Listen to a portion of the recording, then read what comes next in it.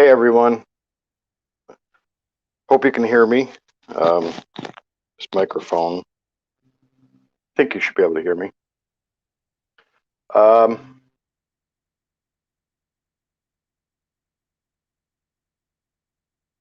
okay, so what I'm going to do is, in a minute, I'm going to pull it up on the screen here. I am going to show you how to make some tea bags. So, I don't see my... Hello. I think it's working. There's no reason it shouldn't be. All right, so I'm going to... Maybe I reposition the microphone. I think the microphone was covered up. Okay, so what I'm going to do is show you how I put together my herbal teas.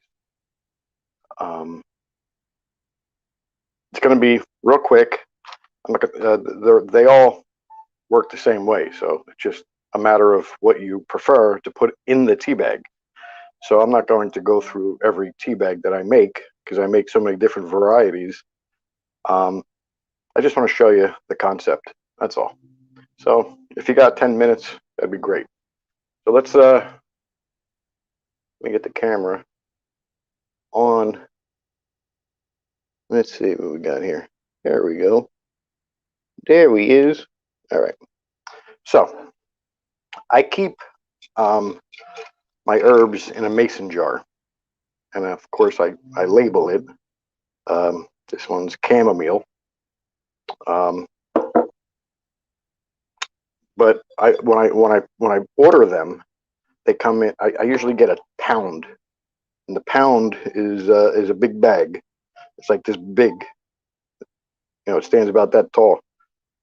So what I do is I fill these up and use these. This way I'm not always opening up the bag and letting air in there. I seal the bag after I fill these, and these are airtight. These are got the airtight lids, so the mason jars are good for this. And then you just keep it in you store it in a cool, dry place, and where there's no sun and no humidity.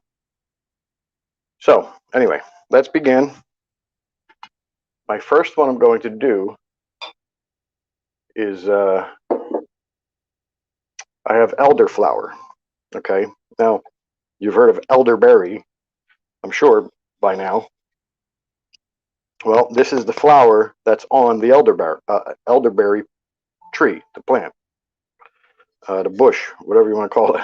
It's really a tree, I guess.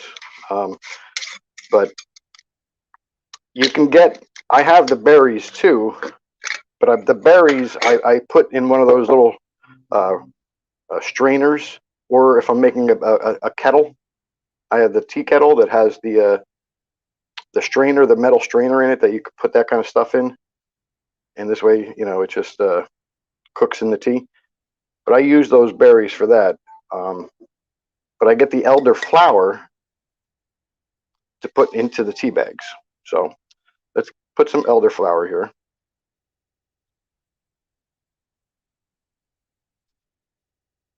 Very simple. However much you want. Now I'm not going to do this straight elderflower. I am going to add a few other things to it. Like this one is lemongrass. It adds a nice flavor to the elderflower. So we'll put some lemongrass in there. And we'll put a little bit of peppermint. I love peppermint.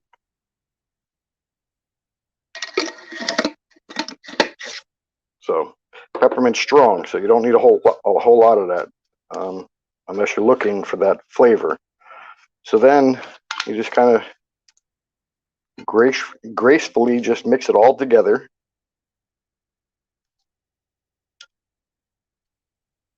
Very nice. If you have something that you can, which I do, but the lemongrass is kind of big, So if you want to just kind of crush that up a little bit,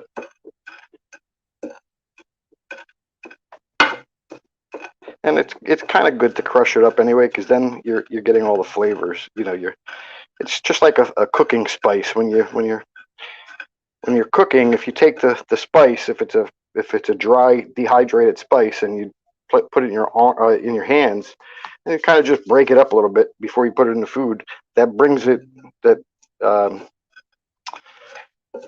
it brings the flavors out, kind of wakes it up. All right, you get the idea. So we're gonna mix this up a little bit again. Now, again, this is elderflower, which is the flower from the elderberry, and lemongrass and peppermint. And we'll mix it all up nice. And then I have these, and these are obviously the empty tea bags. So we're just gonna open the tea bag up and spoon it in. It's really that easy. And you can make any combination you want. You know, you can mix different herbs, ones that you can't find in the store.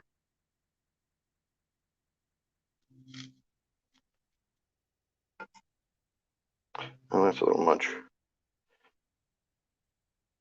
These tea bags, they have a kind of a little line here to guide you. It's kind of like a perforated line here that you don't want to go past.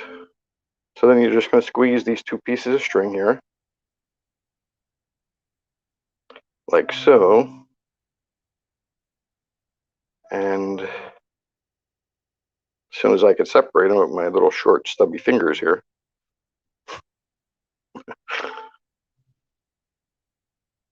all right.